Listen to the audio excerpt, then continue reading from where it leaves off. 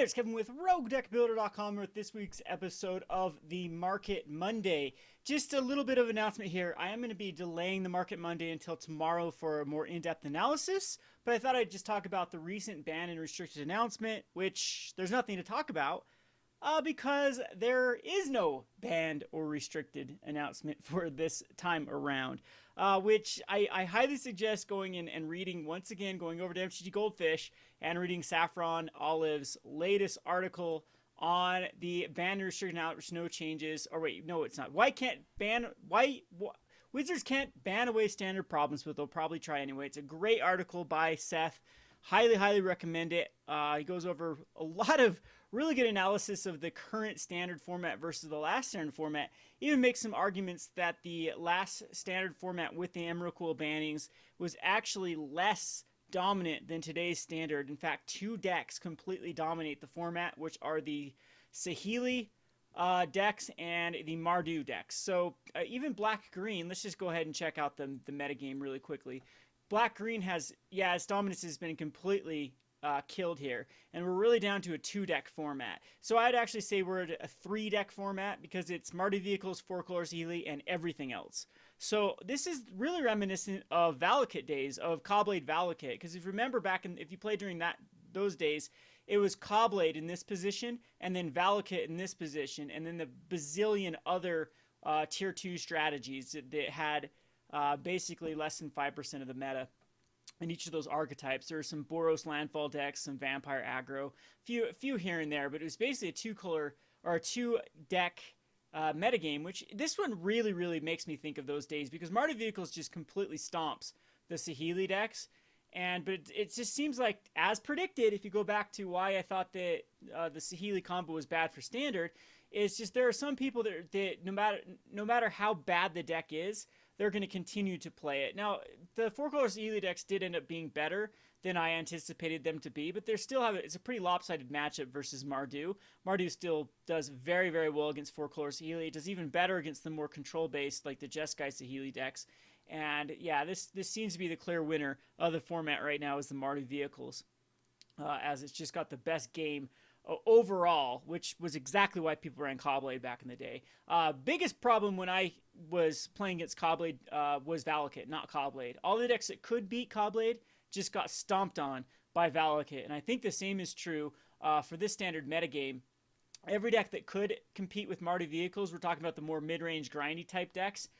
So I think that like a Jund deck would be really good, or a Teamer control deck would be very good against the Mardu Vehicles, but they are just terrible against 4-color Saheeli. So the 4-color Saheeli is kind of acting as a buffer for Mardu Vehicles in a way, and it was the exact same thing with Valakut. Anything that could beat Caw-Blade could really go the attrition war versus Caw-Blade, just got completely destroyed by the inevitability of the Valakut combo back during that standard. So I'm very surprised that something didn't get either unbanned. If I were to do anything here, I would have unbanned the Reflector Mage because the decks are just completely gone right now. There isn't any blue-white anything at the moment, so unbanning Reflector Mage would be insanely safe. And then it might have some gaming of some Mardu Vehicles. Who knows? Maybe that alone could bring them. I just don't think Reflector Mage would have that sort of impact at the moment. And I think that at this point they're just going to let it happen until if you actually go over to the ban announcement, they say, yeah, we're going to wait until basically some more Grand Prix and wait until the Amonkhet is released to see if any cards out of Amonkhet actually do affect the format. I think they're actually regretting the last ban list because maybe Emrakul and Reflector Mage and Smuggler's Copter wouldn't even be the main decks at the moment, but that's why I'm surprised they didn't unban anything either. So very weird decision. So how does this affect the market? It doesn't really. It's just going to lead to stagnation a little bit quicker, people going back over to Modern. And I guess that's the last thing I want to talk about in this short Market Monday video is Modern. I'm going to talk about this more on a video tonight, a collaboration with MTGHQ, probably on his channel. Basically, with Modern Masters is just I just can't get any real statement from Wizards of the Coast or distributors at this moment. I'm going to try to dig deeper, but apparently Modern Masters 2017 has less of a print run than we all anticipated. The rumors were not true. We have distributors mass canceling Modern Masters 2017, and it has affected my store. So let me just get a little bit of a rundown. Again, this isn't much of a Market Monday video. I apologize. More of what's going on in my life and why I'm too busy to do a Market Monday analysis at the moment. Friday morning, we received a call from our distributor saying, just kidding, we're not going to send you Modern Masters like we previously agreed to. So how it works with the distribution of these type of sets is about 3 months ago. You can go check back on a few of my videos where I said that when Modern Masters looked like it didn't have any hype around it and boxes were pre-selling for $175, I was frustrated with it because that was a price point that I could not pre-sell the boxes already committed to buying from Wizards. So what Wizards does is they send off a little notification in the WPN network saying how many, this is your allotment for these products. Would you like to have it? Yes or no? So in our case, it was 24 boxes. So we said yes to the 24. And then they ask you, well, where would you like those boxes to come from? Because a lot of times it's just easier to get them from their distributors than directly from Wizards. And so we chose our distributor. It also gives our distributor a little bit of a kickback. And so it's good business for them. It's a good way to establish a relationship with a distributor. And so we chose the distributor and decided to go through them. Well, after we started actually pre-selling some at 200, there was a desire for more. So we asked our distributor if we could get more. They said, absolutely, let's tack on 12 more to your order. And they put 12 more up on our order. And everything was going swimmingly until Friday. Last Friday, the last business day before they're supposed to fulfill their order and ship it out, we get a call in the afternoon from our distributor saying, just kidding, we're not going to send you those 12 that we previously agreed to send. And therefore, it kind of left me in a panic because I'd already pre-sold all of them. All of our Modern Masters 2017 have been accounted for. The good news, though, is if you did order through RogueDeckBuilder.com, you will get your order. We have just enough. I only did sell the 24 from Wizards on the website, and then we were going to keep the other for the stores. But what ends up happening is I have to cancel some local orders, as well as cancel all 4 drafts that we had previously scheduled at our store, as well as cancel the Patreon box opening, as well as one other box opening we were going to do just for funsies, because Zach and I, like to open up a bit of a product. It's fun. It's fun to open up booster boxes and just record those booster box openings and talk about the different things. So unfortunately, none of those are going to happen. Don't worry though, if you did order from me, I will ship yours out. We're completely going to, and even if I didn't get those, I probably would have fulfilled them through like Cool Stuff or just bought off them and have them ship it off to you. So no worries if you did pre-order. You're good. You're golden. However, it's super frustrating as a game store owner. And even as someone trying to create a brand image, to then have to cancel things and have to do, we're the ones that got affected. The small stores are the ones that got affected most, because when distributors are faced with having to cancel orders, they're not gonna piss off their large game stores or their big internet sellers. They're still gonna fulfill those. So it's not just us. I've received some messages from other small stores that all of their orders from their distributors have been canceled as well. It's not just one distributor, it's multiple distributors that have canceled orders.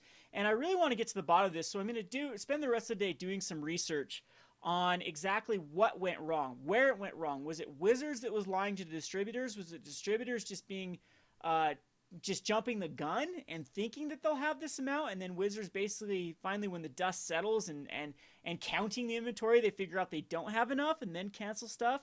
But after talking to a few people that have been in business for longer than I have, with just ordering through these pre-orders and stuff like that this happens a lot with distribution. I guess we've never ordered more pre-release kits from our distributors than what we've got from Wizards, but a lot of times that's available. You can actually order through distribution for a little bit higher price. For example, like Modern Masters boxes I get from Wizards for $128, and from distributors I get them from $144. So there is a big price difference in where you get them from. So same thing with previous kits. I believe you get the guaranteed ones you get from Wizards, and then sometimes the distributors will have more that you can buy, and you can get those, but they're usually a little more expensive. We've never done that, but apparently other stores have done that, and they've had theirs canceled before in the past. So I guess lesson learned is to not trust distributors whatsoever with pre-orders. So I guess going forward, I just won't have as much available product to mess around with, and can just rely on the guaranteed allotment that we get from Wizards. So again, I'm trying to get some more statements from distributors themselves, from Wizards, to see where like, who dropped the ball on this? Why is there a shortage? Why are these orders from the distributors not being fulfilled? Because like I said, we have a purchase order. We have it in writing that we're supposed to receive an extra 12 from our distributor, and they completely canceled it on us. So anyway, that's just the stress I've been working with. To make matters worse, my laptop blue screened of death, and I tried for 2 days to fix it. That's why I haven't been on YouTube for the last week. I spent 2 days in frustration trying to restore the operating system because that's what I thought went wrong with it. Lo and behold, though, my hard drive has completely crashed, and that was causing the blue screen, so I'm getting that repaired, and I lost a lot of projects. So I had a Commander video that I was working on, lost all of the information on that, lost a bunch of other just projects in the making, as well as it's just anyone that's ever lost a hard drive knows how frustrating it is just to try to. I mean, the good news is I didn't really have anything super important. The main computer that I use is my PC that I have at home, the one I'm recording this on, and then the laptop's just a backup one that I use at the store. I do a lot of those shorts, a lot of those little like what the hell modern video. If you go back in my videos, just the little one gameplay and then just a little video clip after that. I do all those sorts of things at the store. I also reply a lot to fans at the store, and just a lot of the interaction happens off my laptop. So there was a lot of files that are I'm gonna it's gonna be a pain in the ass to get back up and running with the laptop. So just be patient with me while I figure all this nonsense out with the distribution and with my with the laptop, and we'll be back up running full speed on YouTube. Some good news about YouTube is I had the best month I've ever had in February by far, almost double the previous month. So on all metrics possible, views, retention, subscribers, all of those things were just phenomenal. So I appreciate everyone that's been sharing my videos and interacting, and all of that helps so much. And we've had a lot of good discussions. So tomorrow, I'm going to hopefully have some time to do a more in-depth Market Monday video with the basically having to do with the ban and restricted list. So tomorrow the topic will be, what cards should you start hoarding, start stockpiling for rotation or Amonkhet? Mainly for rotation, because right now cards from Kaladesh are going to be at their all-time low.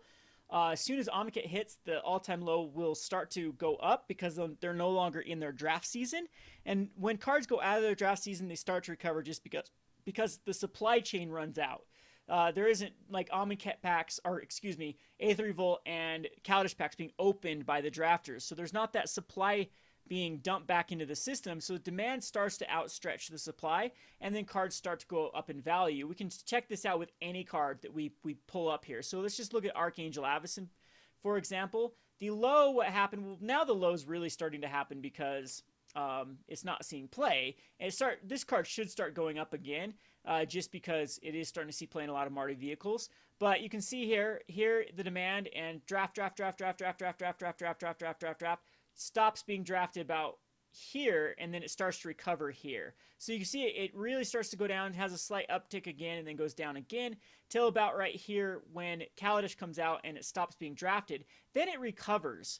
So it even here it started to recover slightly, and if it would have hit a tier 1 deck, it would have definitely recovered back to about, I would say, about this area, about the $25 mark. But since Archangel's a bad example just because it didn't stay a staple, it got overshadowed by other cards. But anyway, all of this is true. You can basically look up any card that sees even slight standard play, and it starts to recover from its bottom draft season up to its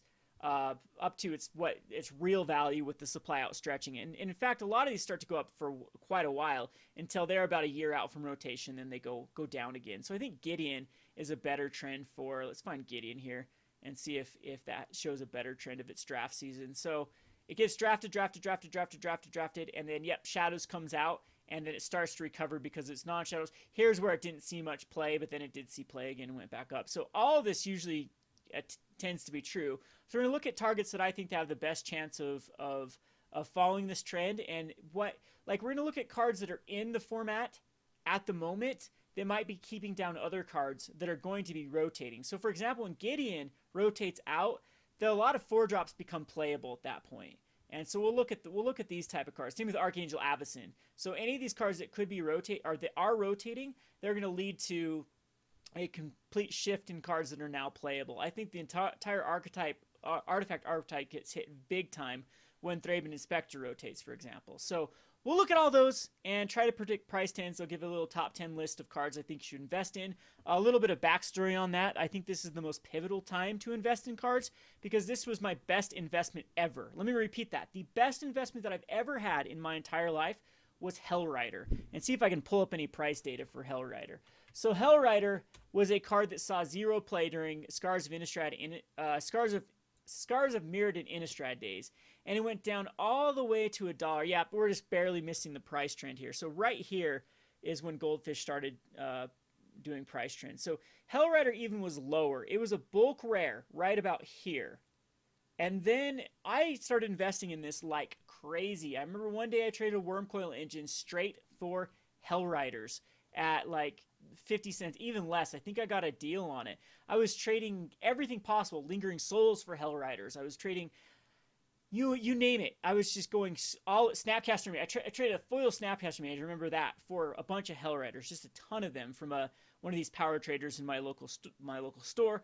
And in anticipation that Hellrider would be a tier 1 deck once we got rid of the Scars of Mirrodin, because all the pieces were there. Nothing from a current mono red aggro deck was rotating at that point. And lo and behold, it rotated and Ravnica came out and boom, this card went insanely into value, went up to 14. I think I got out of it about 12.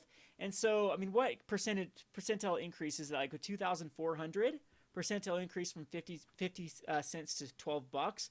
And it's just one of the best investments ever made. So this is something that happens every rotation. And if you can get on the right ones, this is a much better plan than trying to speculate on like pre-orders on cards.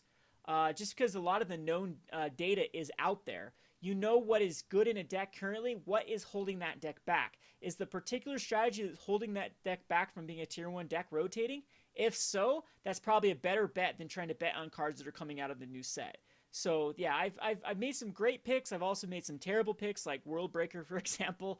World Breaker never saw. I really thought green red ramp was going to be the deck of choice after the Coco decks rotated out, because all the pieces were there and nothing rotated. And then when Coco rotated, I thought, oh, nothing's be able to stop green red ramp, but it just found some better targets than what was World Breaker was using. So anyway, we're going to look for those type of things on tomorrow's video. So hope this is enough to fill you over until tomorrow, and we'll be back on the swing of things. I'm going to try to put out a video a day, working on the Commander video still. I have to re-download everything, but that Commander video will be coming out shortly. Again, just a stressful time right now, but we'll get through this. And yeah, we'll be back producing hopefully good content. We can call the content at least good, all right? Anyway, I appreciate everyone. You guys keep me going. Just the messages, the support, I got people telling me that they're going to donate boxes to me. Don't worry about it. It's not that big of a deal. Like, you don't need to kill yourself for me. Just take care of number one. I just appreciate just the amount of just encouragement that I receive is fine. I am fine. I'm doing okay. This isn't catastrophic. Losing this sort of thing, all this type of stuff, we're going to be just fine. So you don't need to go out of your way to try to, to support the channel. I appreciate just every little bit, sharing, liking, all that kind of stuff. Just interacting with me is just perfectly okay. For those of you who have gone out of their way, though, you guys are awesome. I appreciate all the patrons. I appreciate all of the people that have had my back in the last few months, few weeks. And yeah, looking forward to increasing the brand image, to starting to do a lot more things on the Rogue Deck Builder site. Have a lot of up-and-coming cool things that we have planned for that. I think the Commander video will show you a little taste of that. And yeah, anyway, this has been Kevin with RogueDeckBuilder.com. Thanks for watching.